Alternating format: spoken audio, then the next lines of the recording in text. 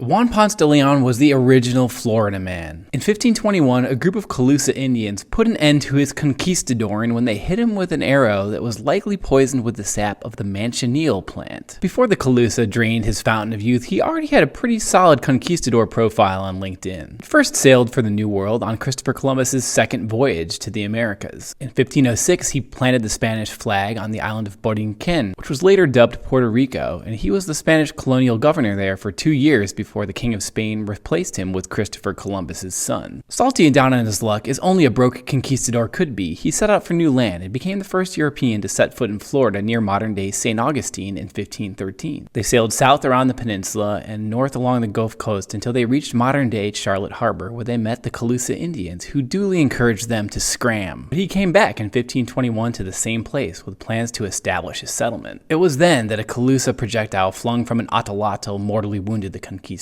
and he died after retreating to Cuba at the age of 61. While we can't be sure that it was the poison that got him, the Calusa were known to use the sap of the manchineel on the tips of their arrows. The manchineel is still common on the coast of Florida, and it looks like a little crabapple tree and is sometimes called the beach apple. But don't be fooled, this is one of the most toxic trees in the world, and it is sometimes called the tree of death. The original Florida man may have come seeking the fountain of youth, but ultimately he met his end because of the tree of death.